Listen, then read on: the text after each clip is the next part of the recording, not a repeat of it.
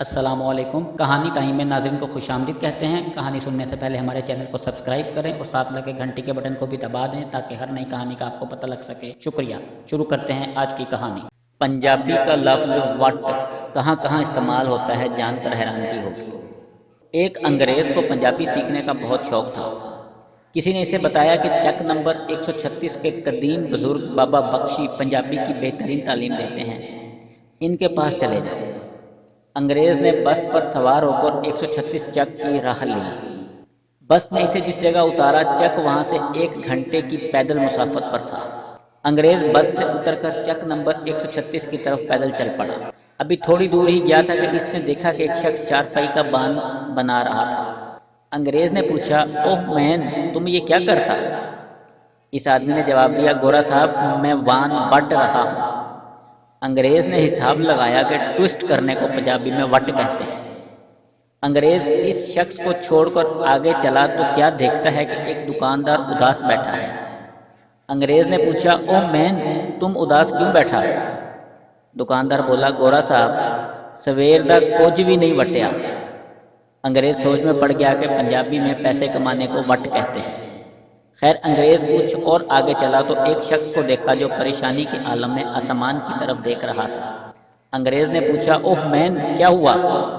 وہ شخص بولا، گورا صاحب، ہوا باندھے تے بڑا وٹ لگ گیا ہے۔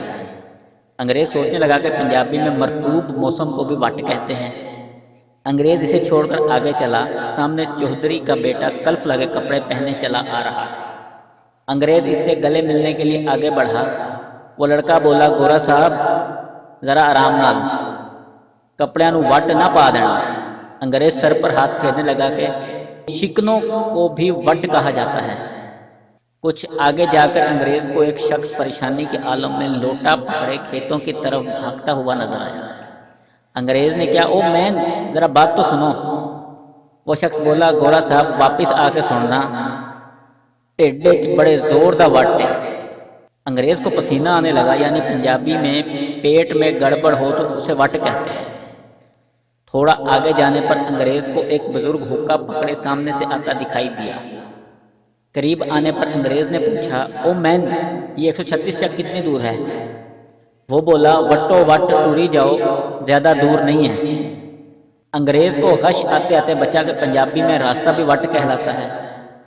کچھ اور آگے گیا تو کیا دیکھا کہ 2 آدمی آپس میں بری طرح لڑ رہے ہیں۔ گورا لڑائی چھڑانے کے لیے آگے بڑھا تو ان میں سے ایک بولا، گورا صاحب، تسی وچ نہ آؤ، میں اج یہ سارے وٹ کڈ دیاں گا۔ انگریز پریشان ہو گیا کہ کسی کی طبیعت صاف کرنا بھی وٹ نکالنا ہوتا ہے۔ انگریز نے لڑائی بند کرانے کی غرض سے دوسرے آدمی کو سمجھانے کی کوشش کی تو وہ بولا، او جان دیو بادشاہو، مینوں تے آپ ادھر تے بڑا وٹ ہے۔ انگریز ششدرا رہ گیا کہ غصہ کو بھی پنجابی میں وٹ کہا جاتا ہے۔ قریب ایک آدمی کھڑا لڑائی دیکھ رہا تھا۔ وہ بولا، گورا صاحب، تسی اینوں لڑن دیو، ایدے نال پنگا لیا تے تانوں بھی وٹ کے چپیڑ کڈ مارے گا۔ انگریز ہکا بکا ہو کر اس آدمی کا منہ دیکھنے لگا۔ انگریز آگے چل دیا۔ تھوڑی دور گیا تو کیا دیکھا کہ ایک شخص گمسم بیٹھا ہے۔ انگریز نے پوچھا، یہ آدمی کس سوچ میں ڈوبا ہے؟ جواب ملا، گورا صاحب، یہ بڑا میسنا ہے، یہ دڑ وٹ کے بیٹھا ہے۔ انگریز سڑ پکڑ کر وہیں بیٹھ گیا۔ کچھ دیر بعد طبیعت بحال ہوئی تو اس نے یہ کہتے ہوئے واپسی کی راہ لی کہ what a comprehensive language, I can never learn it in my short life.